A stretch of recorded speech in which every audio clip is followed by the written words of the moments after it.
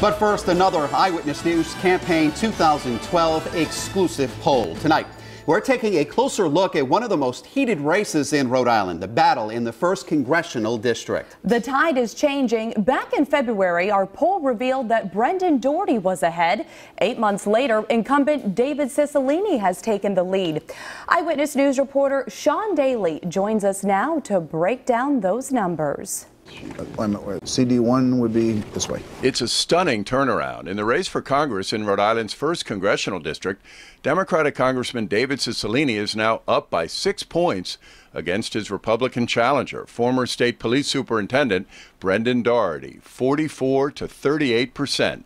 Independent David Vogel is at 6%, with 10% undecided. Quite a difference from back in February, when an Eyewitness News poll showed Brendan Doherty up by 15% over David Cicilline. It's on there. Eyewitness News veteran pollster Joe Fleming.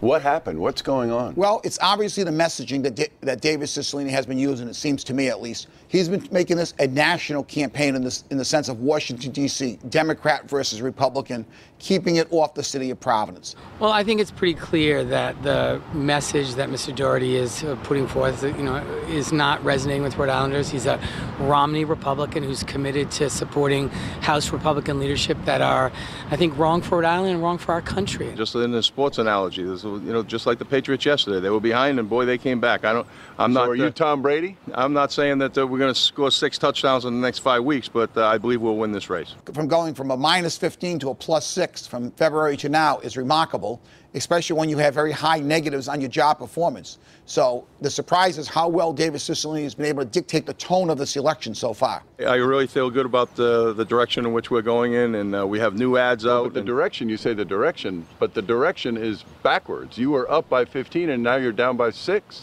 But my advice from folks from our strategy team told us a year ago that don't get comfortable with that 14-point lead because it's not going to stay. He is a Romney Republican who's committed to voting for the House Republican leadership that has a very different direction for our country. And I think people recognize that there's a lot at stake in this campaign and there are consequences.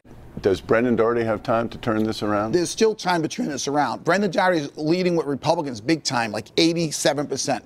Brendan's also leading among independent voters by 13%. He needs to increase that independent vote.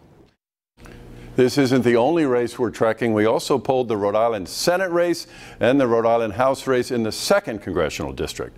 We'll have those results for you new on Eyewitness News at 10 on Fox Providence and at 11 here on WPRI 12.